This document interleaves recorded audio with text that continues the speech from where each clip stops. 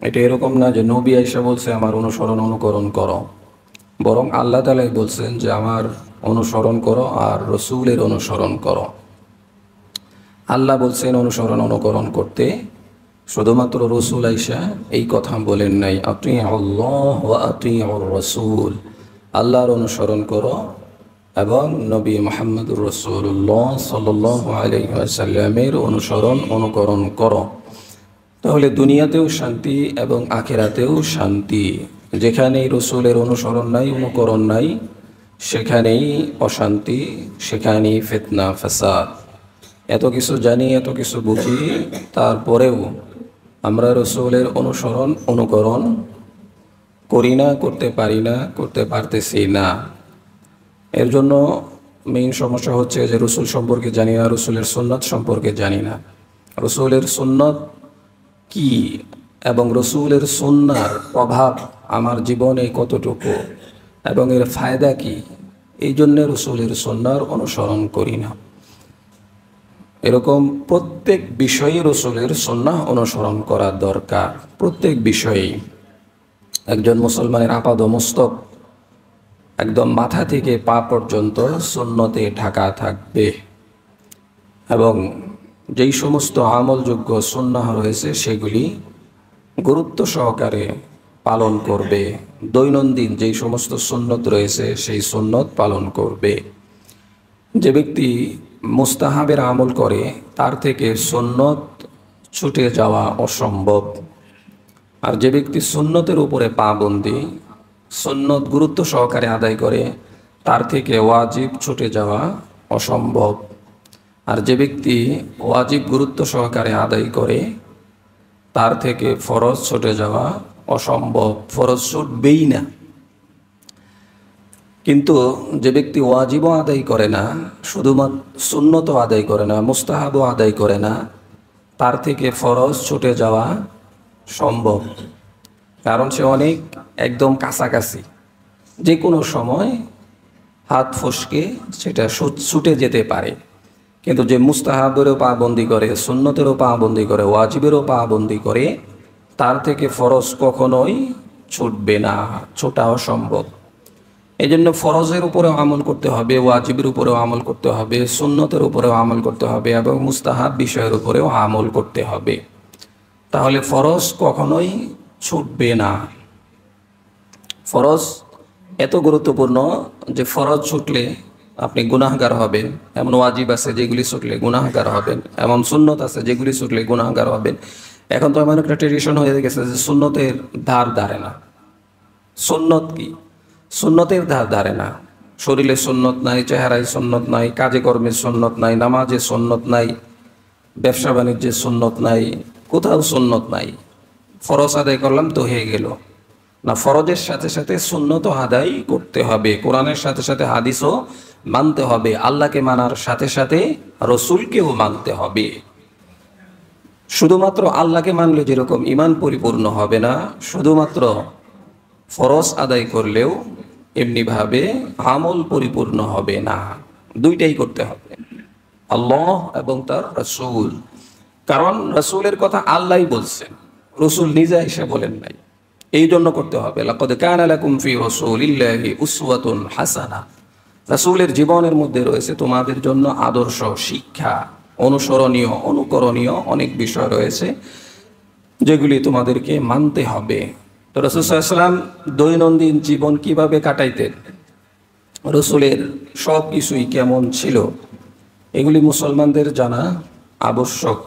মুসলমানকে জানতে হবে রসুল কেমনে ঘুমাইছেন, ঘুম থেকে কেমনে উঠছেন, কেমনে খাইছেন, কেমনে কথা বলছেন, কেমনে ব্যবসা করছেন, কেমনে চাকরি করছেন, এই সব কিছুই আমাদেরকে জানতে হবে। প্রত্যেক মুসলমান নর নারীর উপরে দ্বীনে ইলম শিক্ষা করা ফরজ। তা কতটুকু দ্বীনে ইলম শিক্ষা করা ফরজ? যে একজন সবাই মুফতি হবে, সবাই হাফেজ হবে, সবাই আলেম হবে এরকম না, কিন্তু দ্বীনের বেসিক জ্ঞান অর্জন করা সকলের উপরেই ফরজ। ফাউন্ডেশন করে তারপরে আপনি 5 তলা করেন, 10 তলা করেন, এরপরে ফ্ল্যাট কেমনে সাজাইবেন, কোন টাইলস দিবেন, এটা হলো পরের বিষয়। সবাইকে টাইলস করতে হবে এরকম না, সবাইকে মার্বেল পাথর লাগাতে হবে এরকম না, সব বিল্ডিংয়ে 10 তলা করতে হবে এরকমও না, সব বিল্ডিংয়ে এসি রাখতে হবে এরকমও না, কিন্তু ফাউন্ডেশন সব বিল্ডিংয়েই রাখতে হবে। তো একজন মুসলমান সে পরে কি হবে, ডাক্তার হবে, ইঞ্জিনিয়ার হবে, আলেম হবে, মুফতি হবে, মুহাদ্দিস হবে, মুফাসসির হবে, কি হবে এটা তো পরে, কিন্তু ফাউন্ডেশন সবার জন্যই। শুধুমাত্র আলেমদের জন্য ফাউন্ডেশন না, ফাউন্ডেশন সবার জন্যই শক্ত এবং মজবুত রাখতে হবে। দ্বীনে ইলম শিক্ষা করা ফরজ। কুল হাল ইয়াস্তাবিল্লাযীনা ইয়ালামুনা ওয়াল্লাযীনা লা ইয়ালামুন, হে রাসূল আপনি তাদেরকে বলেন যারা জানে আর যারা জানে না তারা কি এক হইতে পারে? যে তারা কখনোই এক হইতে পারে না। যারা জানে না আর যারা জানে তারা কখনোই এক হইতে পারে না। মূর্খ আর শিক্ষিত কি এক? আলো আর অন্ধকার কি এক? কখনোই এটা এক হইতে পারে না। আলো আর অন্ধকার যেরকম এক না, মূর্খ আর শিক্ষিত হওয়া, জ্ঞানী হওয়া এইটাও এক না। এবং শিক্ষা কোন শিক্ষা? দ্বীনে ইলমের শিক্ষা। এরপরে আপনি কোন শিক্ষা শিখবেন শিখেন, সমস্যা নাই।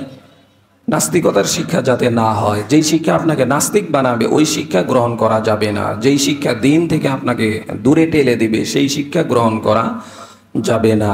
এই জন্য আজকে আমাদের শিক্ষা সিলেবাসে এমন এমন কিছু ঢোকানো হয়েছে যে এমনিতেই মাথার মগজ ধুলাই হয়ে যায়। একজন মানুষ সে স্কুল কলেজ ইউনিভার্সিটি যেখানেই পড়তেছে, কিন্তু ধর্মীয় শিক্ষা সে পাচ্ছে না, তার আখলাক চরিত্র ভালো হচ্ছে না, সে অল্পতেই রেগে যায়, সে হিংসুক, সে অহংকারী, সে বদমেজাজি, সে মানুষকে অল্পতেই মেরে ফেলে, সে মানুষের টাকা লুণ্ঠন করে, সন্ত্রাসী করে, ডাকাতি করে, চুরি করে, তাহলে এই শিক্ষা গেল কোথায়? কি শিখাইলো? আখলাক কোথায়? তার চরিত্র কোথায় গঠন হবে? তো এগুলি ধর্মীয় শিক্ষায় প্রবলভাবে শিখানো হয়, যার কারণে আজকে যারা হত্যা করতেছে তারা একজনও মাদ্রাসায় পড়ুয়া না, যারা চাঁদাবাজি করতেছে তারা একজনও মাদ্রাসায় পড়ুয়া না, যারা চুরি করতেছে তারা একজনও মাদ্রাসায় পড়ুয়া না, যারা ধর্ষণ করতেছে তারা একজনও মাদ্রাসায় পড়ুয়া না, যারা এই সমস্ত অন্যায়ের সাথে জড়িত তারা কেউ মাদ্রাসায় পড়ুয়া না, বরং স্কুল কলেজ ইউনিভার্সিটি পড়ুয়া হোক বা না হোক তারাই এই সমস্ত কাজ করতেছে। এবং যার যত বড় ডিগ্রি তার কলমের খোসায় দুর্নীতি আরো বড় আকারে। একজন আলেমও কোটি কোটি টাকা বিদেশ পাচার করে নাই, একজন কোরআনওয়ালা কোটি কোটি টাকা ব্যাংক ব্যালেন্স করে নাই, দুর্নীতি করে। সুযোগই তো পায় না, হ্যাঁ করবো কই থেকে, কিন্তু যেই জায়গায় সুযোগ পায় সেই জায়গায়ও করে নাই। কিন্তু দাড়িওয়ালা টুপিওয়ালা যদি দুই একটাই করে ওইটারই হুজুর বানায়া মিডিয়ার সামনে উপস্থাপন করে এদেরকে কলুষিত করার জন্য। আর একশোর মধ্যে যদি 2-3 জন হয় এটা ধর্তব্য না। একশোর মধ্যে এরা যদি 2-3 জন হয় মানুষ হিসেবে হতে পারে, কিন্তু একশোর মধ্যে যাদের 97 জন তাদের ব্যাপারে তাদের মাথা ঘামানি নাই, যার কারণেই এত সমস্যা। তাই জন্যে কোরআনের জ্ঞান যাদের মধ্যে আছে অবশ্যই কোরআন তাকে ভালো বানাবেই। এই জন্য কোরআনের জ্ঞান অর্জন করতে হবে। এই জন্যই রাসূল বলছেন যে প্রত্যেক নরনারীর উপরে জ্ঞান অর্জন করা, ইসলামী শিক্ষায় শিক্ষিত হওয়া ফরজ। কতটুকু? বেসিক ফাউন্ডেশন করতে হবে ইসলামের উপরে, এরপরে আপনি যেখানেই দেন। তো যখন আপনি জানবেন তখন রাসূলের সুন্নাহ মানতে সহজ হবে, রাসূলের সুন্নাহ মানতে মন চাবে, রাসূলের জীবন আদর্শ মানতে মনে চাবে। রাসূল সাল্লাল্লাহু আলাইহি ওয়াসাল্লাম কিভাবে ঘুম থেকে উঠতেন আর আমরা কেমনে ঘুম থেকে উঠি। রাসূল সাল্লাল্লাহু আলাইহি ওয়াসাল্লাম ঘুম থেকে উঠেই প্রথমে দোয়া পড়তেন। কি দোয়া পড়তেন? আল্লাহুম্মা আহইয়ানা বা'দামা আলহামদুলিল্লাহিল্লাযী আহইয়ানা বা'দামা আমাতানা ওয়া ইলাইহিন নুশুর। এই দোয়া পারি আমরা? আফসোস, আর কত কিছু পারি। জমির অমুক জায়গা, তমুক জায়গা, অমুক খতিয়ান, তমুক খতিয়ান, যে ওর কাছে লয়ে যাও খুব ভালো পারি, এটা পারি সেটা পারি, সব পারি। কিন্তু ছোট্ট একটা দোয়া মক্তবের একটা বাচ্চাও পড়তে পারে সুন্দর, চিল্লায় চিল্লায় পড়ে ওরা, কিন্তু আমি শিখলাম না। তাহলে আমি কি শিখলাম? আলহামদুলিল্লাহিল্লাযী, সমস্ত প্রশংসা রব্বুল আলামিনের জন্য, যিনি কি করছেন? আহইয়ানা, আমাকে জীবিত করেছেন, বাদামা আমাতানা, আমার মৃত্যুর পরে, ওয়া ইলাইহিন নুশুর, এবং আমরা সকলেই তার কাছে উপস্থিত হব, তার কাছেই ফিরে যাব। কত সুন্দর দোয়া। হাদিসের মধ্যে ঘুমকে ছোট মৃত্যু আখ্যায়িত করা হয়েছে, যে এটা একটা মৃত্যুর মতো। মানুষ যখন কবরে থাকে, তার ডাইনে কি হয়, বামে কি হয়, কোন গাড়ি তার উপরে দিয়ে যাইতেছে, হে জানে? কিছু জানে না, তার খবর নাই। দুনিয়ায় কি হয়ে গেল, যারা কবরবাসী, এই যে বাংলাদেশে কত কিছু হইতেছে, তারা জানে? কিছুই জানে না। এমনিভাবে ঘুমন্ত ব্যক্তি, তার পাশে তার স্ত্রী কি করলো, তার সন্তান কি করতেছে, ঘুমন্ত ব্যক্তি কিছু জানে?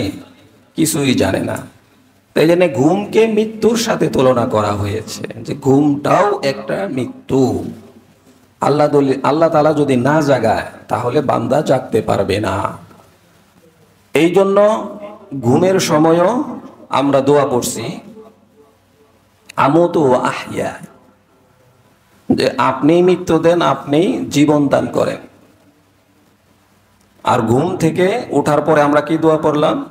আলহামদুলিল্লাহিল্লাযী আহইয়ানা বাদামা আমাতানা ওয়া ইলাইহিন নুশুর, সমস্ত প্রশংসা আল্লাহর জন্য, যিনি আমাকে পুনরায় জীবন দান করছেন এবং তার কাছেই ফিরে যেতে হবে। এইভাবে ঘুম থেকে উঠা, রসুল এইভাবেই উঠছেন। আমরা যদি রসুলের অনুকরণ করে থাকি, আমাদেরকেও ঘুম থেকে উঠে এই দোয়া পড়ে নিতে হবে। এরপরে চোখ খুব ভালোভাবে 2 হাত দিয়ে কসলানো। ঘুম থেকে উঠেই যদি আপনি বাথরুমের দিকে যেতে থাকেন, চোখে ঘুম, তো এরপরে দেখা যাবে যে বাথরুমে না গিয়ে বারান্দায় গেছেন গা, বা বারান্দায় না গিয়ে বাথরুম আরেক জায়গায় গেছেন গা, বা কোনো কিছুর সাথে উষ্টা লেগে ব্যথা পেয়ে গেলেন। এই জন্য রসুল বলছেন, ঘুম থেকে উঠেই চোখ ভালোভাবে কসলিয়ে নাও, এবং এতে করে শয়তানের গিট্ট খুলে যায়। শয়তান যে গিট্ট দিছিল, সেই গিটও খুলে যায়। তো প্রথমেই দোয়া পড়া, এরপরে ভালোভাবে চোখ কসলিয়ে নেয়া, যে হ্যাঁ আমি জাগ্রত হয়েছি, এখন আমাকে কি করতে হবে? এখন আমাকে ওযুর জন্য, বাথরুমের জন্য বাথরুমে প্রবেশ করতে হবে। তো এরপরে বাথরুমে গিয়ে 2 হাত কবজি পর্যন্ত ভালোভাবে ধৌত করা। 2 হাত কেন ধুইতে হবে? যে আমি জানি না রাত্রে আমার হাত কোন কোন জায়গায় চলে গিয়েছিল। ঘুমের সময়, অচেতন অবস্থায় আমি জানি না যে কোথায় আমার হাত গিয়েছিল, কোন জায়গায় হাত গেছিল, নাপাকি জায়গায় আমার হাত গেছে কিনা, আমি তো এটা জানি না। এই জন্য আগে হাত ধুয়ে নেওয়া, এক পাত্র থেকে পানি নিয়ে তারপরে হাত ঢেলে 2 হাত ধুয়ে নেওয়া। বালতির মধ্যে যদি আপনি আগেই ওই হাত ঢুকিয়ে দেন, তাহলে তো আগেই ওই হাত, ওই নাপাক হাতের কারণে ওই বালতির পানিও নাপাক হয়ে গেল। তাহলে আপনি উজু করলেই কি আর না করলেই কি? এই জন্য রসুল বলছেন, আগে পানি ঢেলে 2 হাত কবজি পর্যন্ত ধুয়ে নাও। কারণ আগে আরবে আরেকটা সমস্যা ছিল, আগে সচরাচর পানি পাওয়া যেত না, তো তারা শুধুমাত্র ঢিলা ব্যবহার করত। তো ঢিলা ব্যবহার করার কারণে পরবর্তীতে যদি ওই অঙ্গ ধৌত করা না হয়, ওই অঙ্গ যদি ঘেমে যায়, সেখানে যদি হাত লাগে, তাহলে নাপাকি লেগে গেল, তো পরবর্তীতে উঠে নাপাক তার হাতের মধ্যেই রয়ে গেল। তো এটা এখনো হইতে পারে। এই জন্য রসুল বলছেন, উঠেই প্রথমে 2 হাত কবজি পর্যন্ত ধুয়ে নাও। এবং প্রত্যেকটা সুন্নার মধ্যে বিজ্ঞান জড়িত, বিজ্ঞানময়, সমস্ত সুন্নত বিজ্ঞানময়। বিজ্ঞানের একটা দিক নির্দেশনা আছে, এবং বিজ্ঞানও বলছে যে এটা উপকারী। কি বিজ্ঞান বলে না হাত ধোয়ার কথা? বলে না? আরে বাপরে বাপ, হাত ধোয়া কারে কয়? করোনার সময় দেখছি না আমরা, ধরেন না হাত ধুয়ে এলো, no mask no entry, mask নাই, ঢোকা যাবে না। করোনা আসছে তো সবাই করোনাতে মরে যাবে, কেউ গাড়ি অ্যাক্সিডেন্টে মারা যাবে না করোনার সময়ে, কেউ অসুস্থ অবস্থায় মারা যাবে না, জ্বর হইলে মারা যাবে না, কোনো অবস্থাতে আর কেউ মরবে না, শুধু করোনাতেই মরবে। এরকম ছিল না অবস্থা? আমাদের মাইন্ড তো এরকমই ছিল ওই সময়ে। যে করোনা হইলে কাশি একটা মারছে, দে দৌড়। এর থেকে মারা গেছে, মাইকে পর্যন্ত ঘোষণা করে নাই যে না অমুক মারা গেছে, আর ঘোষণা করা যাবে না, তাহলে আমার বাড়ির চারপাশে কেউ আসবে না। এরকম একটা অবস্থা ছিল। পোলায় বাপেরে ধরে নাই, বাপ পোলারে ধরে নাই, কেউ কাউকে ধরে নাই, স্পর্শ করে নাই যে আমারও করোনা হবে, করোনাই মারা যাবো, ওর কোনো জায়গাতেই মারা যাব না, আমি অ্যাক্সিডেন্টেও মারা যাব না, অসুস্থতায়ও মারা যাব না, কোনো রোগেও মারা যাব না, শুধু করোনাতেই মারা যাব। এরকম মাইন্ড ছিল কি না? কেন? খালি কি করোনাতেই মানুষ মারা গেছে, মারা যাবে, অন্য সিস্টেমে মানুষ মারা যায় না? এখন তো করোনা নাই, এখন কেন মারা যায়? কি হইল? জন্ম মৃত্যু এটা তো আল্লাহর হাতে। আমার যখন সময় হবে তখন কেউ আমাকে বাঁচাইতে পারবে না। সতর্ক থাকবো সেটা ঠিক আছে, কিন্তু আল্লাহর উপরে ভরসা করে তারপরে সতর্ক থাকা। তো এই যে হাত ধোয়া, হাত সবসময় ধুইতে হবে, শুধু করোনার সময় কেন? রসুল বলছেন খাওয়ার আগে হাত ধো, বাথরুমে গিয়েই হাত ধো, খাওয়ার পরে হাত ধো, সবসময় হাত ধুইতে বলছেন। এবং 5 ওয়াক্ত ওযু করতে গেলে হাত ধুইতে হয় না? তো একজন মুসলমান যখন 5 বার হাত ধুবে, আবার মাঝখানে মাঝখানে কোনো কারণে ওযু করবে, তখন আর এক্সট্রা হাত ধোয়ার দরকার আছে? আবার খাওয়ার সময়ও রসুল হাত ধুইতে বলছেন। কিন্তু আমরা মনে করলাম যে বিজ্ঞান বলছে করোনার সময় খালি হাত ধুইতে বলছে, তো এর থেকে 1400 বছর আগেই তো রসুল বারবার নিজের পরিচ্ছন্নতার জন্য, পবিত্রতার জন্য বারবার হাত ধুইতে বলছে। তো রসুলের কথা যদি আমরা ফলো করি তাহলে কোনো বিজ্ঞানের কথা ফলো করার প্রয়োজন হয় না। আমরা বিজ্ঞান মানবো কিন্তু সহজে মানবো না, মানে রসুলকে মানবো কিন্তু সহজে মানবো না, ও বিজ্ঞান বললে মানার চেষ্টা করি। এই জন্য মরার আগেই সোজা হইতে হবে।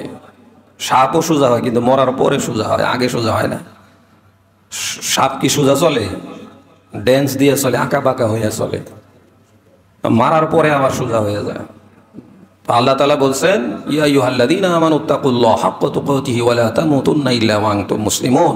পরিপূর্ণ মুমিন হয়ে তারপরে কবরে আসো, নইলে সোজা হইতে হবে। সোজা হও কবরে আসার আগেই, এই জন্য আগেই সোজা হইতে হবে, আগেই পাক্কা মুমিন হইতে হবে। তো রাসূল সাল্লাল্লাহু আলাইহি ওয়াসাল্লাম হাত ধুইতে বলছে।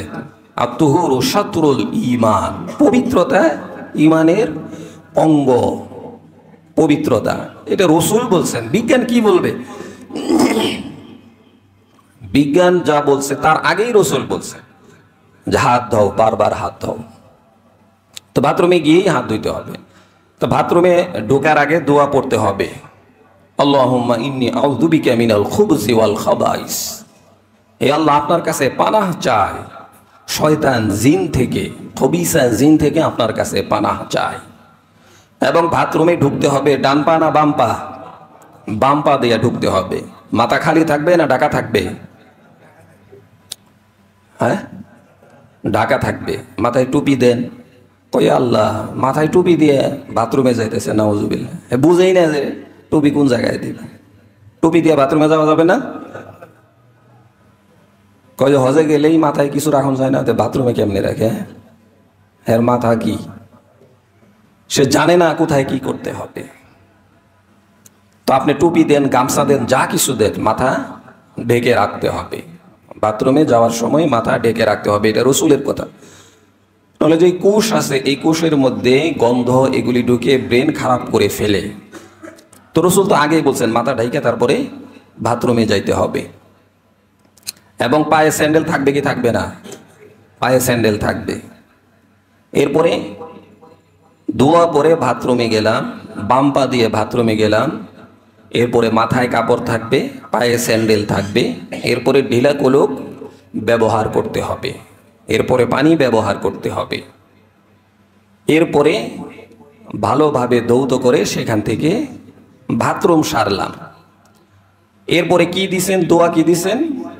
গুফরানাকাল হামদুলিল্লাহিল্লাযী আযহাবা আন্নিল আযা ওয়া আফানি। কত সুন্দর দোয়া, গুফরানাকাল হামদুলিল্লাহিল্লাযী। সমস্ত প্রশংসা ওই আল্লাহ তাআলার জন্য যিনি আমারে ক্ষমা করছেন। আর কি করছেন? আযহাবা আন্নিল আযা ওয়া আফানি, আমার থেকে দূর করছেন যন্ত্রণাদায়ক বস্তুকে এবং আমাকে শান্তির কোলে ঢেকে রাখছেন। বাথরুম করার পরে শান্তি লাগে কি লাগে না? ওই এই শান্তি কয় কোটি টাকাতে পাওয়া যাইব?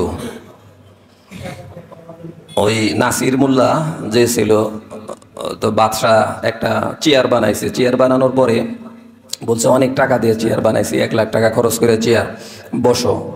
তো কেমন লাগলো? কয় খুব ভালো লাগলো। এক একজন এক এক কথা বলতেছে। তো নাসির মোল্লারে বলছে তুমি বলো কেমন লাগছে? কয় হুজুর অনেক ভালো লাগছে, তবে বাথরুম করার পরে যে আরাম, ওইরকম আরাম না। তো খুব চাইতে গেছে বাদশাহ, বেয়াদব, এত টাকা খরচ করে আমি চেয়ার বানাইছি, সেটারে বাথরুমের সাথে তুলনা দিছ, আর তুমি যদি এটা প্রমাণ করতে না পারো তাহলে তোমার গর্দান কাটা যাবে। আচ্ছা ঠিক আছে, তাহলে প্রমাণ করতে হবে। তো এরপরে কিছুদিন পরে বাদশাকে নিয়ে সে ভ্রমণে বের হয়েছে। তো ভ্রমণ করতেছে, নৌকায় চলতেছে, চলতে চলতে এই কিছু দূর যাওয়ার পরেই ভালো ভালো খাইছে। যে ভালো খাইবে তার সমস্যা বেশি, ভালো না খাইলে সমস্যা নাই। আপনি যত ভালো খাইবেন ওখানে যায় তত গ্যাঞ্জাম বেশি।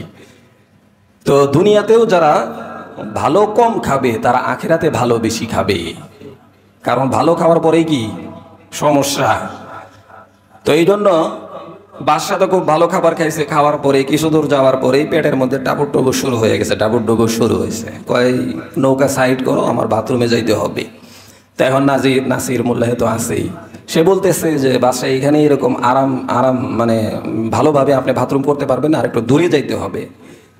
তো এরপরে আরো কিছু দূর দূরে গেছে, না আমি তো সহ্য করতে পারতেছি না, কারণ আর একটু সহ্য করেন, আরেকটু দূরে নিয়ে গেছে।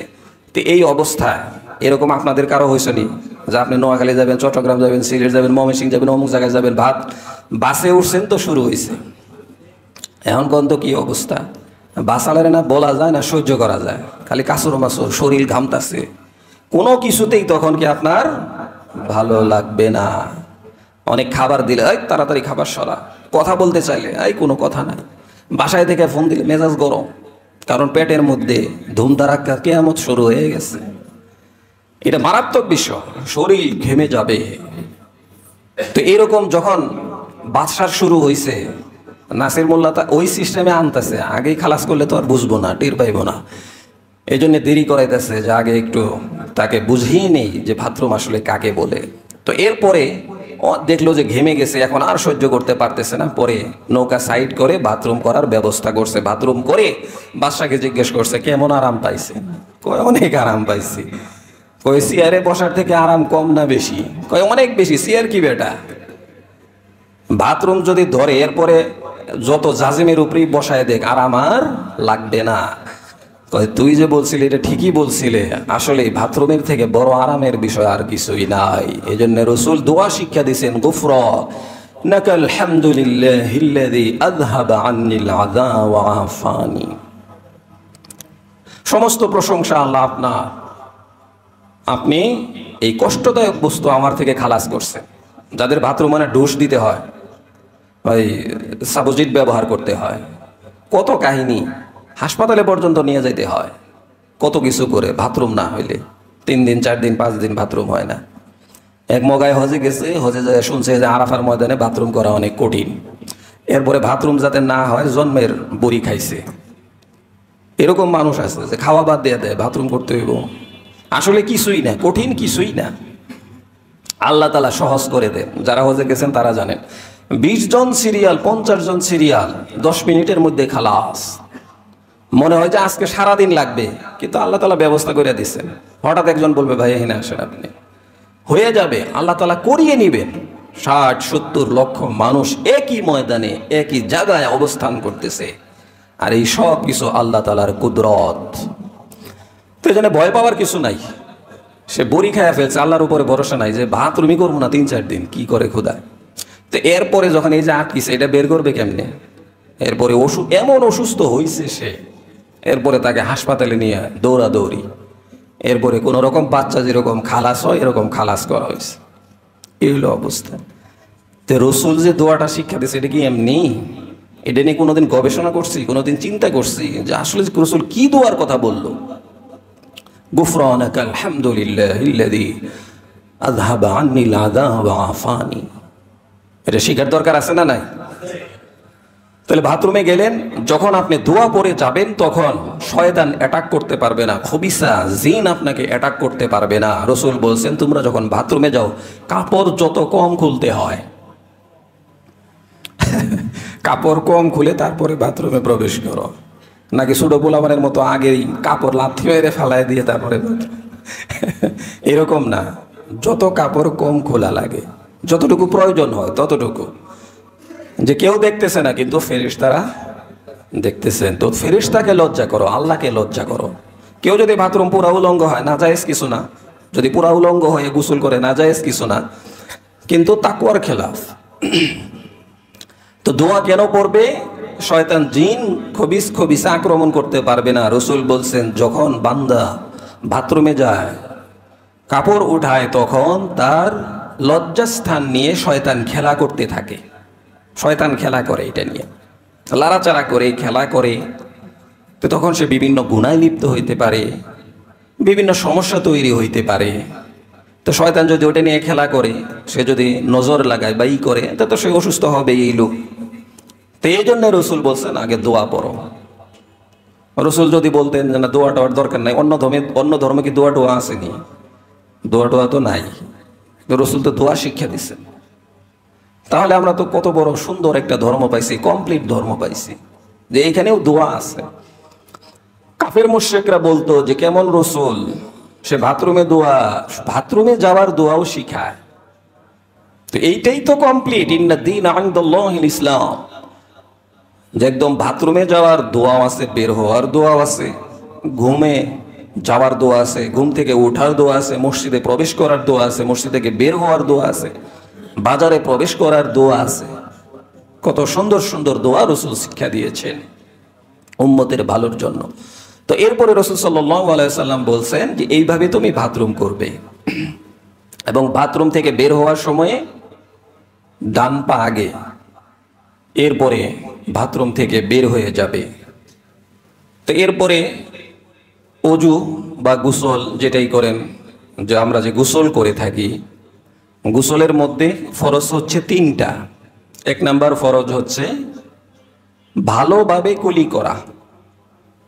ভালোভাবে কুলি করা ফরজ গোসল, ভালোভাবে কুলি করতে হবে একদম গড়গড়া সহিত, রোজার মধ্যে না, আবার রোজা ছাড়া। ফরজ গোসল ভালোভাবে কুলি করে নেওয়া এবং নাকের নরমাংস পর্যন্ত পানি পৌঁছানো। এরপরে মাথায় 3বার পানি, এরপরে অজু করে নেওয়া, পুরা অজু করে নেওয়া। এরপরে মাথায় পানি ঢালা 3বার, এরপরে ডান পাশে 3বার পানি ঢালা, এরপরে বাম পাশে 3বার পানি ঢালা। পুরা শরীর, সমস্ত শরীর সুন্দরভাবে ধৌত করা। কিন্তু গোসলের শুরুতেই প্রথমে হচ্ছে 3বার কবজি পর্যন্ত, এটা হলো ফরজ বলছি। আর সুন্নত হচ্ছে ঢুকেই 3বার নিজের কবজি পর্যন্ত হাত ধুয়ে নেওয়া। এরপরে নাপাক যেই যেই জায়গায় লাগছে, যেই শরীরের যেই জায়গায় লাগছে, কাপড়ের যেই জায়গায় লাগছে, ওই জায়গাগুলি আগে ধৌত করে নেওয়া। এরপরে কুলি করা, এরপরে নাকে পানি দেওয়া, এরপরে সমস্ত শরীর ভালোভাবে ধৌত করা। এটা হচ্ছে গোসল। এবং পবিত্রতা অর্জন করতেই হবে। পবিত্র না হয়ে অনেকে আছে 2-3 দিন গোসল করে না। ইউরোপ, আমেরিকা, এমনকি সৌদিতেও আছে যে তারা দিনের পর দিন গোসল করে না, খালি স্প্রে মারে। কিন্তু আলহামদুলিল্লাহ বাংলাদেশে অনেক সুন্দর আমল এটা, যে আমরা সবাই গোসল করি। বিশেষ করে জুমার দিন গোসল করতেই হবে। তো এটা রসুলের অন্যতম একটা সুন্নত, এবং গোসল ফরজ হইলে গোসল করতে হবে, ফরজ গোসল করতে হবে। এবং ফরজ গোসল উচিত হলো যে ফরজ হয়ে যাওয়ার সাথে সাথেই করে নেওয়া, কমপক্ষে উজু করে নেওয়া, এবং টার্গেট রাখা যে ফজরের আগেই আমি গোসল করব। আর যাদের ফজরের নামাজ নাই, মানে মাফ হয়ে গেছে, এরকম কয়জন আছে? নামাজ মাফ কাদের জন্য? আজকে যারা আমরা ফজরের নামাজ পড়ি না, এদের তো মাফই ছিল, তাই না? মাফ না থাকলে পড়লাম না কেমনে? এটা পাগলের উপরে নামাজ মাফ, পাগলের উপরে নামাজ মাফ। রসুল বলছেন 3 ব্যক্তির উপর থেকে আল্লাহ তাআলা কলম উঠায় আনিছে। 1 নাম্বার হলো পাগল, এর নামাজ নাই। নামাজ আছে, ফজর কি, জোহর কি, আসর কি, এর নামাজ নাই। আরেকটা হইলো শিশু বাচ্চা, যে বালেগ হয় নাই, তার উপর থেকে কলম উঠায় নেওয়া হয়েছে। আরেক ব্যক্তি হলো যে অজ্ঞান হয়ে গেছে। তো এগুলি বাদ দিয়ে সকলের উপরেই শরীয়ত ফরজ করছে ফজরের নামাজ। কিন্তু ফজরের নামাজ তো আমি পড়ি নাই। ফজরের নামাজের সুন্নতের কি দাম? সুন্নতের, ফরজ না। যে সারা পৃথিবীর সমস্ত যা কিছু আছে, ভারতের সবচেয়ে বড় ধনী যে আছে ওর সমস্ত সম্পত্তি, তারপরে বিল গেটস, তারপরে আরও যারা আছে যারা বিশ্বের সবচেয়ে বড় বড় ধনী, এদের যত সম্পত্তি আছে, বাংলাদেশের যারা ধনী আছে এদের যত সম্পত্তি আছে, সারা পৃথিবী একদিকে, আর ফজরের 2 রাকাত ফরজ না সুন্নত একদিকে। তারপরেও রাসূল বলছেন সারা পৃথিবীর সমস্ত সম্পদ থেকে ফজরের সুন্নতের দাম আল্লাহর কাছে অনেক বেশি। তাহলে ফরজের কেমন সওয়াব? মসজিদের রুমাল যাচ্ছে, আমরা বেশি বেশি আল্লাহর রাস্তায় দান করি, আল্লাহ তাআলা আমাদেরকে কবুল করুন। তো যারা ফরজ করি নাই তারা তো দুনিয়ার সব কিছুই হারিয়ে ফেলছি, দুনিয়া আখিরাতের কিছুই আমার কাছে নাই, সব হারিয়ে ফেলছি। তো রাসূল সাল্লাল্লাহু আলাইহি ওয়াসাল্লাম গোসল শিক্ষা দিয়েছেন যে পবিত্র হয়ে তুমি শুয়ে থাকো, পবিত্র হও, ফজরের আগেই পবিত্র হও, কারণ তোমার সামনে ফজর আছে। তো এরপরে অজু কেমনে করব? যে অজু তো আমাকে করতেই হবে। তো অজু করার শুরুতেই মিসওয়াকের কথা বলা হয়েছে। মিসওয়াক কি আসেনি? ইসলামে যে একটা জিনিস মিসওয়াক বলতে, এটা আছে কি? আমাদের জেহেনে তো আর নাই, আমলেও নাই। কয়জন মিসওয়াক করি আমরা? রাত্রে ব্রাশ, সকালে ব্রাশ। আলহামদুলিল্লাহ একজন ভাই দেখাইছে যে মিসওয়াক আছে, মাশাআল্লাহ। তো এরকম সবারই থাকা দরকার মিসওয়াক। মিসওয়াক হচ্ছে এত গুরুত্বপূর্ণ। তো রাসূল বলছেন যে মাতহারু লিল ফাহম, মুখের পবিত্র আনয়ন করে, ওয়া মারদাতি লির রব, এবং আল্লাহর সন্তুষ্টি অর্জিত হয়, পবিত্রতা অর্জন হয় এবং আল্লাহর সন্তুষ্টি অর্জন হয়। আল্লাহর সন্তুষ্টি হলে আর কি লাগে? এবং রাসূল বলছেন যে মিসওয়াকের ব্যাপারে আমাকে এত গুরুত্ব দেওয়া হইতেছিল, আমি মনে করতেছিলাম যে হয়তোবা আমার উম্মতের উপরে আল্লাহ তাআলা মিসওয়াক করাকে ফরজ করে দিবেন, অথবা আমি মনে করতেছিলাম যে মিসওয়াকের ব্যাপারে আল্লাহ তাআলা একটা আয়াতই নাজিল করবেন। এত গুরুত্ব দিতেছিলেন মিসওয়াকের কথা। এবং 24,000 বার জিবরাইল আসছেন আমার কাছে, প্রত্যেক বারই মিসওয়াকের কথা বলছেন। তাহলে মিসওয়াক কত গুরুত্বপূর্ণ। এবং রাসূল সাল্লাল্লাহু আলাইহি ওয়াসাল্লাম সব সময় মিসওয়াক করতেন, ওজুর আগে, ওজু ছাড়াও। আয়েশা রাদিয়াল্লাহু তাআলা আনহা বলতেন যে নবীজির শেষ কাজ ছিল ঘুমানোর আগে মিসওয়াক করা। তো ঘুমানোর আগেও মিসওয়াক, এবং ঘুম থেকে উঠেই মিসওয়াক। এবং রাসূল যখন শয্যায় শায়িত মৃত্যুর মুহূর্তে, তখন আবু বকর রাদিয়াল্লাহু তাআলা আনহু দেখতে আসছেন, তার হাতে ছিল একটা ডাল। রাসূল সাল্লাল্লাহু আলাইহি ওয়াসাল্লাম বুঝছেন যে এটা মিসওয়াক হবে, তিনি ইশারা করছেন। তো আমি ওই ডাল আবু বকর রাদিয়াল্লাহু তাআলা আনহু আমার বাবার হাত থেকে নিয়ে চিবিয়ে দিলাম, চিবিয়ে রাসূলের হাতে দিলাম। রাসূল হাত কাঁপাকাঁপি অবস্থায় হাতে নিয়ে মিসওয়াক করা শুরু করলেন। মিসওয়াক করতে করতে কিছুক্ষণ পরেই রাসূলের হাত আর ঠিক থাকলো না, ঢলে পড়ে গেল, এবং মিসওয়াক করতে করতেই রাসূল সাল্লাল্লাহু আলাইহি ওয়াসাল্লাম পরপারে গমন করলেন। কেমন আমল ছিল? যেই আমলটা শেষ আমল, সেটা হচ্ছে মিসওয়াকের আমল। এবং লাউলা আন আশুক্কা আলা উম্মতি লা আমারতাহুম ইনদা কুল্লি সালাত, রাসূল বলছেন, বুখারীর হাদিস, আমি যদি আমার উম্মতের জন্য কষ্টকর মনে না করতাম, তাহলে প্রত্যেক নামাজের ওয়াক্তে, প্রত্যেক ওযুর ওয়াক্তে এই মিসওয়াক করাকে ফরজ করে দিতাম। কষ্ট মনে করছে উম্মতের কষ্ট হবে, বা উম্মত পালন না করলে গুনাহগার হয়ে যাবে বেশি, এই জন্য বলি নাই।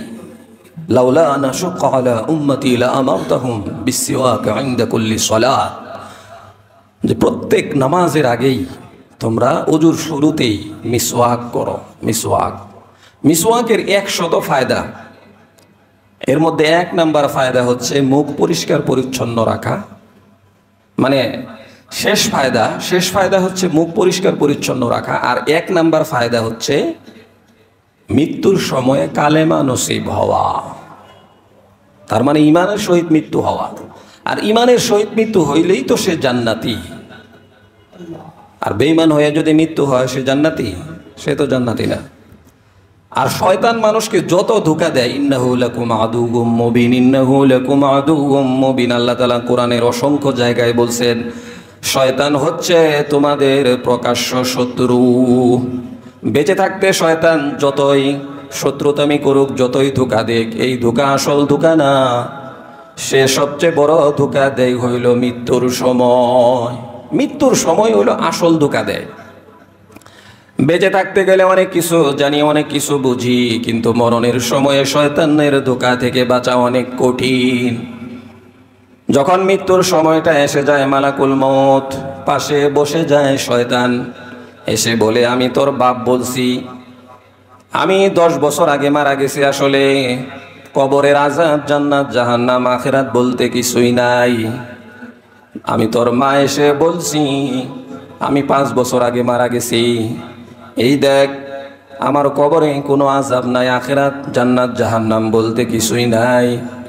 মোল্লা মৌলবীরা যা বলে তারা তো না দেখে বলছে, আর আমি তো তোর বাপ মা বলতেছি এবং দেইখা বলতেছি। তুই আসলে ঈমান কি এই সমস্ত কিছুই না, আসলে আযাব বলতে কোনো কিছুই নাই। তুই কালেমা না পড়তে পড়তে শয়তানের উপরেই মৃত্যুবরণ কর। এইভাবে ধোঁকা দিতে থাকে। আর ধোঁকাটা কিন্তু খুব লোভনীয়, যে হুজুররা কি ময়রা দেখছেনি, আসলে কি হুজুররা ময়রা দেখছে? হুজুরা তো ময়রা দেখে নাই, হুজুরা তো না মরেই কথা বলতেছে। তো এইটার উপরে বিশ্বাস করে তুমি ঈমান নিয়ে যাবে। আর আমি তো দেখলাম তোর বাপ বলতেছি, তোর মা বলতেছি, আমরা তো দেইখা বলতেছি যে আসলে মরণের পরে কোনো আযাব নাই। কার কথা মানবি? এগুলি ইসলাম টিসলাম বাদ দে। তো তার মরণ যাতে কুফরের উপরে হয়, এই জন্য শয়তান এইভাবে তাকে ধোঁকা দিতে থাকে। সেই ধোঁকা থেকে বাঁচার জন্য কেমন ঈমান থাকতে হবে। তো যদি মিসওয়াক করার কারণে ঈমানের হালতে মৃত্যু হয়, তাহলে এর থেকে বড় ফায়দা আর কি আছে? এই জন্য মিসওয়াক করতে হবে প্রত্যেক নামাজের আগে, প্রত্যেক ওযুর শুরুতে, ঘুমানোর আগে, ঘুমানোর শেষে, কোনো মিটিংয়ে যাওয়ার আগে, কারোর সাথে কথা বলার আগে। দেখবেন সৌদিরা পকেটে একটা মিসওয়াক রাইখা দেয়, কারোর সাথে কথা বলতেছে তো এই করতেছে, নামাজের শুরুতে একটু ঘষে নিল। রসুলের সুন্নাহ এত গুরুত্বপূর্ণ সুন্নত, এবং সাহাবায়ে কেরাম ওই সুন্নতকে গুরুত্ব দিতে। তাহলে মিসওয়াকের সবচেয়ে বড় ফায়দা হলো ঈমানের হালতে তার মৃত্যু। আর অন্য ফায়দা 100 ফায়দা আছে। অন্যতম ফায়দা হইল পুরুষত্ব বাড়ে, যৌন শক্তি বাড়ে, যৌবন ধরে রাখে, অন্যতম ফায়দা। এই জন্য মিসওয়াক করতে হবে। আমরা তো আলোচনা শুনলামই, তো আজকে থেকে মিসওয়াক করবো তো ইনশাআল্লাহ। নাকি দুনিয়ার একটা ফায়দার কথা বলে আরো ইনশাআল্লাহ বড় হইতো আওয়াজটা? করেন, ফায়দা হবে ইনশাআল্লাহ। ব্রাশ করলে মিসওয়াকের ফায়দা আদায় হবে না, একটা হবে, সেটা হচ্ছে মুখ পরিষ্কার। রসুল মুখ পরিষ্কার রাখতে বলছেন, মুখ পরিষ্কার হবে। কিন্তু রাসূল সাল্লাল্লাহু আলাইহি ওয়াসাল্লাম যে ডাল দিয়ে মিসওয়াক করছেন, এটা আপনাকে ডাল দিয়েই মিসওয়াক করতে হবে, তাহলেই রসুলের সেই ফজিলত আপনি পাবেন। রসুলের বক্তব্যের যেই ফজিলত, সেটা ডাল দিয়ে করলেই পাওয়া যাবে। আপনি ব্রাশ করেন, রাত্রে শোয়ার আগে করেন, আরও মাঝখানে করেন, আরও 3-4 বার করেন না কেন, সমস্যা তো নাই। দাঁতের মারি চুলায় ফালান, কোনো সমস্যা নাই। কিন্তু সুন্নত হিসেবে পকেটে একটা মিসওয়াক রাখেন, যে আমি নামাজের আগে দিয়ে অল্প একটু করব, সুন্নত হিসেবে করব। তো এতে করে দাঁতের মারি শক্ত হবে, অনেক উপকার রয়েছে। এবং এটা বিজ্ঞানও প্রমাণ করেছে যে এই মিসওয়াকের মতে কত ফায়দা এই মিসওয়াকের মধ্যে। এই জন্য আমরা সকলেই মিসওয়াক করার চেষ্টা করব। তো ওযুর শুরুতেই মিসওয়াক, এরপরে বিসমিল্লাহ বলে ওযু শুরু করা। ইয়া আইয়ুহাল্লাযীনা আমানু ইযা কুমতুম ইলাস সালাত ফাগসিলু ওয়ুজুহাকুম ওয়া আইদিয়াকুম ইলাল মারাফিকি ওয়ামসাহু বিরুউসিকুম ওয়া আরজুলাকুম ইলাল কা'বাইন। যে যখন তোমরা নামাজের জন্য প্রস্তুতি গ্রহণ করো, তখন তোমরা দুই হাত দাও কোনই সহ, মাথা মাসে করো, এরপরে মুখ ধৌত করো, এরপরে টাকনু সহ তোমাদের উভয় পা ধৌত করো। এটা হচ্ছে কোরআনের আয়াত ডাইরেক্ট। এই 4 অঙ্গ ধুইতেই হবে, এটা ফরজ। এর থেকে যদি এক চুলও বাদ যায় তাহলে অজু হবে না। কেউ যদি কুলি 3বারের জায়গায় 1বার করে কোনো সমস্যা নাই, কিন্তু ফরজ গোসলের বেলায় আবার ভিন্ন। কেউ যদি নাকে পানি না দেয় সমস্যা নাই, কিন্তু এই 4 ফরজ এগুলি যদি না করে একটু বাকি থাকে তাহলে তার অজু হবে না। এবং যাদের দাড়ি পাতলা, মানে চেহারার চামড়া দেখা যায়, তাদেরকে পানি পৌঁছাইতে হবে। আর যাদের দাড়ি অনেক ঘন, তাদেরকে দাড়ি খিলাল করে নিলেই চলবে। চেহারা ধুইতে হবে এবং দাড়ি খিলাল করে নিলেই চলবে। অনেক মতনক রয়েছে, তবে চেষ্টা করব পুরাটাই ধৌত করার জন্য। তো এইভাবে অজুর শুরুতে বিসমিল্লাহ বলা, এরপরে মাঝখানে আল্লাহুম্মা গফিরলি যামবি ওয়া ওয়াসি'লি ফি দারি ওয়া বারিকলি ফি রিজকি, এই ধরনের দোয়া পড়বো যে আল্লাহ তাআলা আপনি আমার গুনাহ মাফ করেন, আমার ঘরকে প্রশস্ত করে দেন, অর্থাৎ 1 বাড়ি আছে 5টা বাড়ি দিয়ে দেন, 1 ফ্ল্যাট আছে 3টা ফ্ল্যাট দেন, ওয়া বারিকলি ফি রিজকি, এবং আমার রিজিকের মধ্যে আপনি বারাকা দান করেন। এই দোয়া ওজুর মধ্যে শিক্ষা দেওয়া হয়েছে। এরপরে ওজুর শেষে কালেমা পড়া, আশহাদু আল্লা ইলাহা ইল্লাল্লাহ ওয়াহদাহু লা শারীকা লাহু ওয়া আশহাদু আন্না মুহাম্মাদান আবদুহু ওয়া রাসূলুহু আল্লাহুম্মা ইজআলনি মিনাত তাওয়াবিন ওয়াজআলনি মিনাল মুতাতাহহিরিন। এই দোয়া ওজুর শেষে পড়া। কালেমা পড়লাম, কালেমা পড়ার পরে আল্লাহুম্মা ইজআলনি, হে আল্লাহ আমাকে বানান তাওয়াবিন, তওবাকারীদের অন্তর্ভুক্ত করেন, যাতে আমি বারবার আপনার কাছে তওবা করতে পারি। এইভাবে আপনি আমাকে তৈরি করেন। ওয়াজআলনি মিনাল মুতাতাহহিরিন, এবং পবিত্র অর্জন যারা করে তাদের মধ্যে আমাকে আপনি গণ্য করুন, অর্থাৎ আমি যাতে পবিত্রতা অর্জন করতে পারি। আচ্ছা, আমি তো ওযু করলামই, তাহলে আল্লাহর কাছে কেন এই পবিত্রতার দোয়া করতে হবে? এই জন্য দোয়া করতে হবে, আমি তো বাহ্যিক পবিত্রতা অর্জন করলাম, মুখ ধুইলাম, হাত ধুইলাম, পাও ধুইলাম, নাক ধুইলাম, কিন্তু ভিতরের যে পবিত্রতা, এই জন্য আল্লাহর কাছে এই দোয়া করা যে আমার ভিতরকেও আপনি পবিত্র করে দেন, আমার অন্তরকেও আপনি পবিত্র করে দেন, সকল কলুষতা থেকে আপনি আমার অন্তরকে পবিত্র করেন। এই জন্য এই দোয়া পড়া। এই যে দৈনন্দিন জীবনে আমাদের সব বিষয়ে এই যে ছোট ছোট দোয়াগুলি আছে, অজুর মধ্যে বিভিন্ন সুন্নাহ, নামাজের মধ্যে এত এত মাসালা, রুকুতে 11 মাসালা, সিজদায় এত মাসালা, বৈঠকে এত মাসালা, হাজার হাজার মাসালা, কিন্তু আমি জানি না। নামাজ পড়তেছি 30, 40, 50 বছর ধরে, কিন্তু আমি একটা সুন্নত বলতে পারি না, আমি একটা ওয়াজিব বলতে পারি না, আমি একটা ফরজ বলতে পারি না, কি হইলে সৌসিদা দিতে হবে, কি হইলে সৌসিদা দিতে হবে না, কোন সুন্নতটা ছুটে গেলে আমার নামাজ হবে কি হবে না, ওয়াজিব ছুটে গেলে নামাজ হবে কি হবে না, এই বিষয়গুলা আমি জানি না। অর্থাৎ ছোট বিষয়। এটা যদি কেউ ভালোভাবে পড়তে চায়, তাহলে খুব ভালোভাবে অর্জন করতে চাইলে 1 সপ্তাহের পড়া। আমার 70 বছর জীবনের আমি 7 দিনও নামাজের পিছনে লাগাইতে পারি নাই, অথচ নামাজ এত গুরুত্বপূর্ণ ইবাদত, এটার পিছনে আমার কোনো পরিশ্রম নাই। আমি ড্রাইভারি করব, তো ড্রাইভিং শিখতে গেলে প্রশিক্ষণের দরকার আছে না নাই? নাকি আপনারে গেলেই ধরে নিয়ে যাবে? যেমন অটো ড্রাইভার যারা, এদের মাশাআল্লাহ আর কোনো প্রশিক্ষণের দরকার নাই, টাকা পয়সা নাই, নাইমা পড়ো, এরপরে অ্যাক্সিডেন্ট করো, তো এদের কোনো সমস্যা নাই। কিন্তু আপনি যখন প্রাইভেট কার চালাবেন, ট্রাক চালাবেন, বাস চালাবেন, আপনার পরীক্ষা নেওয়া হবে না? বিআরটিসি থেকে পরীক্ষা নেওয়া হবে, সেখানে আঁকা বাঁকা অবস্থায় আপনি গাড়ি চালাতে পারেন কিনা, কোন গিয়ারে, কতটুকু গিয়ারে, কোথায় উঠতে হবে, এই বিষয়গুলো আপনাকে জানতে হবে। তো আপনি একটা ড্রাইভারের চাকরি নেবেন, এই জন্য এত কষ্ট করে 3 মাস 2 মাস, এরপরে বছরের পর বছর, এরপরেও পায় না। আপনি একটা হোন্ডা চালাবেন, আপনার লাইসেন্সের প্রয়োজন হয়, আর আপনি অ্যাক্সিডেন্ট করলে কি হবে? সর্বোচ্চ আপনি মারাই যাবেন, ইমান তো আর যাবে না মারা গেলে, নাকি? আর আপনি এই যে বছরের পর বছর নামাজ পড়তেছেন, সেই নামাজটা আপনি পড়বেন, এই জন্য আপনার 1 দিনেরও ট্রেনিং নাই, 1 সপ্তাহেরও ট্রেনিং নাই, 1 মাসেরও কোনো ট্রেনিং নাই, এমনকি 1 মিনিটেরও কোনো ট্রেনিং নাই।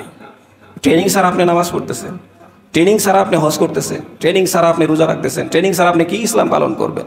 এই জন্য সব জায়গায়, দুনিয়ার সব জায়গায় যেরকম আমরা ট্রেনিং বুঝি, ট্রেনার বুঝি, এখানেও আমাকে ট্রেনিং বুঝতে হবে যে আমি নামাজ পড়বো, এই জন্য আমার ট্রেনিংয়ের দরকার আছে। সেই ট্রেনিং আমাকে নিতে হবে, শিক্ষা করতে হবে। 5 মুসল্লি যদি উল্টাপাল্টা নামাজ পড়ে, ওই হুজুর কি শিখায়? মুসল্লির এই অবস্থা, এখন হুজুরের দোষ হয়েছে। তো ওই মুসল্লি হুজুরের কাছে আইসে কোনো দিন? আর এই যে আলোচনা করতেছি, এই পর্যন্তই, দোয়া পর্যন্তই শেষ। বাসায় গেলাম, অন্য আলাপ, কোনো গবেষণাই নাই যে আজকে হুজুর কি আলোচনা করলো। এই যে খুতবার সময়ে সব কিছু বলা বন্ধ, কাউকে ইশারা করাও নিষেধ খুতবার সময়ে। এমনকি রসুলের নাম আসলে মনে মনে বলা, মুখে উচ্চারণ করে বলা যাবে না সাল্লাল্লাহু আলাইহি ওয়াসাল্লাম। কেন? এই জন্য অ্যাটেনশন থাকতে হবে, কি বলে আজকের খুতবা, কি করতে হবে আগামী সপ্তাহে আমার। কি হবে, এরকম একটা টেনশন থাকে, কিছুই নেই। হুজুরের দায়িত্ব বলছে, আমার দায়িত্ব কিছুক্ষণ ছিলাম বা শেষ। এই জন্য আমাদের জীবনের কোনো পরিবর্তন নাই। তো এই জন্য আমাদেরকে পরিবর্তনে আনতে হবে, নিজেদেরকে এক থাকতে হবে। আজকে দেখেন ফিলিস্তিনের কি অবস্থা, আজকে সারা বিশ্বের কি অবস্থা। আল্লাহ তাআলা আমাকে যেই জায়গায় রাখছে ওই জায়গায় পরীক্ষার মধ্যে ফালায় নাই, তো আলহামদুলিল্লাহ। আর তারাও পরীক্ষায় মধ্যে থেকেও কিন্তু শহীদ হয়ে যাচ্ছে। আজকে 44টা জাহাজ গেছে তাদের ত্রাণের জন্য। ইসরায়েল 40টাই জব্দ করছে, 4টা ছাড়ছে, সেটিরেও কেমনি ধ্বংস করে দেওয়া যায় সেই চেষ্টা। এত অবস্থা, এই ক্ষুধার্ত অবস্থায় রাখছে। এই পৃথিবীতে একটা মানুষ না খেয়ে মারা যাবে, এটা ভাবা যা, কিন্তু সেটাই হচ্ছে। কিসের মানবিকতা, কিসের আধুনিকতা।